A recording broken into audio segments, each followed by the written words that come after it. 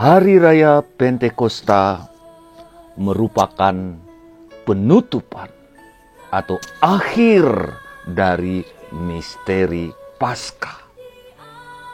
Melalui bacaan-bacaan kitab suci hari ini, Kisah Para Rasul memberi kita apa yang terjadi pada saat itu. Lalu bacaan kedua memberikan kita pentingnya Roh Kudus bagi kehidupan kita sebagai orang Kristiani. Dan Injil membangkitkan, menunjukkan, menampilkan peran Roh Kudus dalam kesaksian hidup kita dalam menghayati iman kita sebagai pengikut Kristus. Lengkap sudah Bapak Ibu. Bagaimana kabar Anda semua? Sehat-sehat tentunya. Ada sukacita, kegembiraan, dan semangat bukan? Puji Tuhan, puji Tuhan.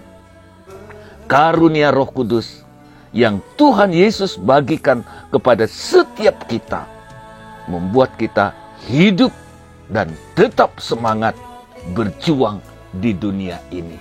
Amin. Amin. Nah, Bapak Ibu, saudara-saudariku yang terkasih, Kisah Para Rasul mengungkapkan dengan simbol-simbol bagaimana pergerakan Roh Kudus yang memang tidak kelihatan. Ada kalanya dalam rupa burung merpati yang sering kita dengar dalam kitab suci. Bukan burung merpati sesungguhnya, melainkan suatu realitas yang melewati batas pemahaman dan penglihatan kita sebagai manusia. Tetapi dia memenuhi seluruh bumi. Bapak Ibu saudara-saudariku yang terkasih, 3 simbol tanda yang digunakan dalam teks-teks kitab suci: angin kencang, api, dan lidah-lidah api. Dalam bahasa Ibrani, roh berarti berembus. Kalau dalam bahasa kita sama dengan nafas, bernafas. Kita mendengar di langit seperti ada angin kencang. Rumah-rumah di mana mereka tinggal penuh kegaduhan. Roh juga nampak dalam rupa api.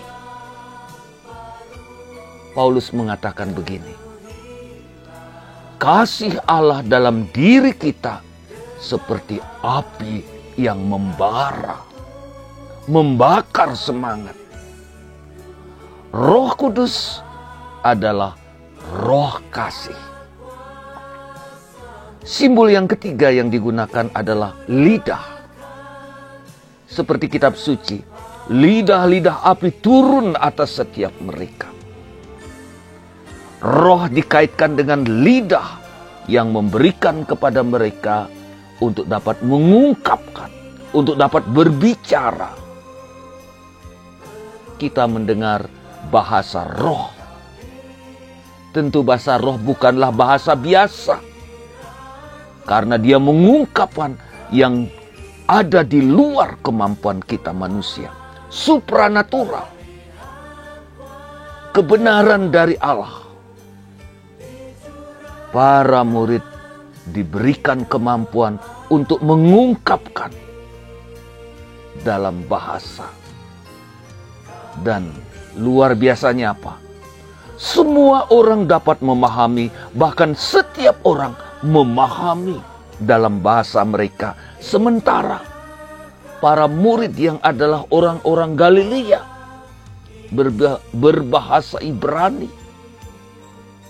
Dan kita mendengar dalam kitab suci, saat itu orang datang dari mana-mana berkumpul di Yerusalem.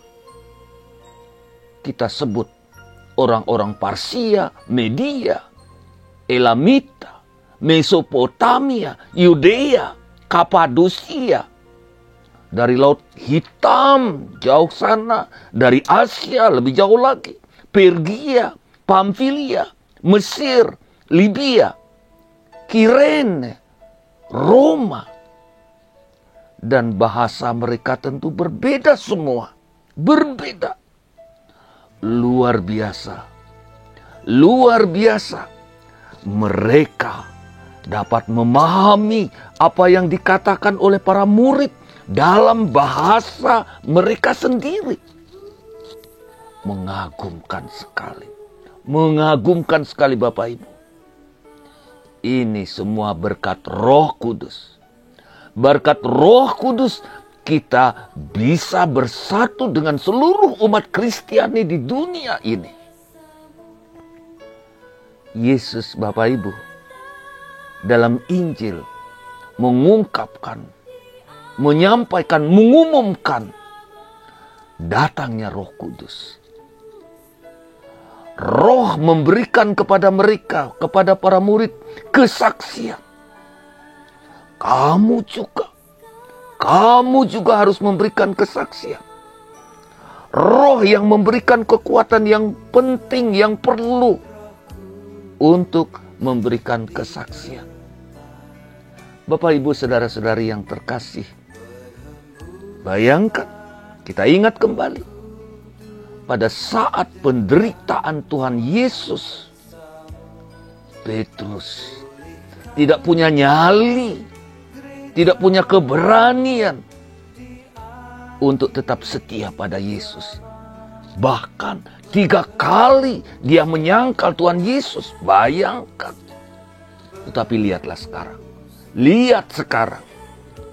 Di hadapan umum, di hadapan publik, ia begitu berani.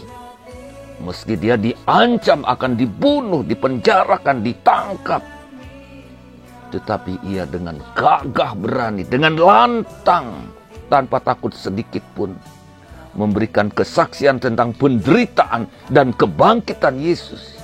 Kalian yang membunuh Yesus, dan aku menyembuhkan orang dalam nama Dia, dalam nama Yesus. Dan itu semua Bapak Ibu, berkat Roh Kudus yang berkarya dalam diri Petrus. Berkat Roh Kudus, iman Kristiani ini tersebar di seluruh bumi sampai di ujung bumi. Di tempat yang lainnya Yesus mengatakan bahwa roh kebenaran yang akan menuntun murid-muridnya. Bapak, Ibu, saudara-saudariku yang terkasih, luar biasa, luar biasa.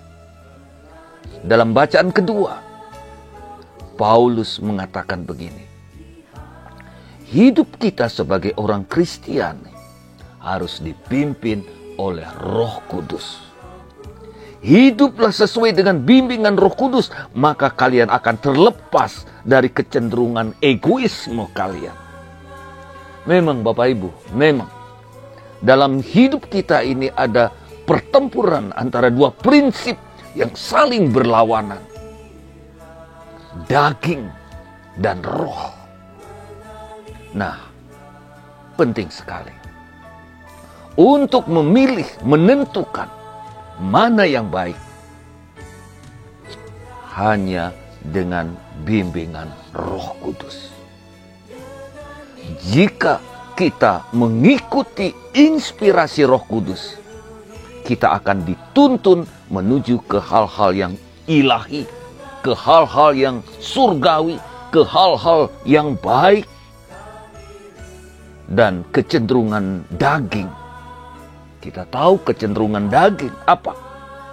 Yang ada hanyalah iri hati, cemburu, marah, perpecahan, kesombongan, kedurhakaan.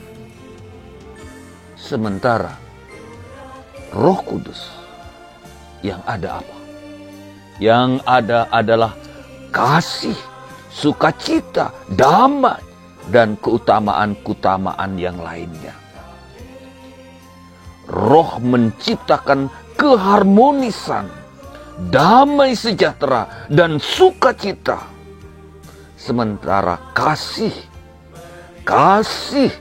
terungkap melalui kesabaran, kebaikan, kesetiaan, kelemah lembutan yang lahir dalam hati kita. Nah, Bapak Ibu saudara-saudariku yang terkasih, ketika kita harus mengambil keputusan yang penting dalam hidup kita, kita harus membuka diri kita pada Roh Kudus. Kita berdoa kepada Roh Kudus. Kita mohon, kita biarkan diri kita dibimbing oleh Roh Allah. Maka keputusan yang akan kita hasilkan adalah keputusan yang baik. Nah, semoga Hari Raya Pentakosta ini menyadarkan kita dan mengajak kita untuk tetap setia pada Yesus, setia pada bimbingan Roh-Nya. Dan semoga semangat Pentakosta ini menggerakkan kita untuk berani memberikan kesaksian iman kita kemana dan dimanapun Roh membimbing kita.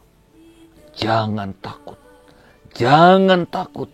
Roh Tuhan akan memimpin, akan membantu, menolong, dan memberikan keputusan yang baik dalam situasi-situasi sulit hidup kita. Selamat Hari Raya Pentakosta. Semoga Tuhan selalu menyertai kita dalam perjalanan hidup iman kita di dunia ini. Tuhan memberkati.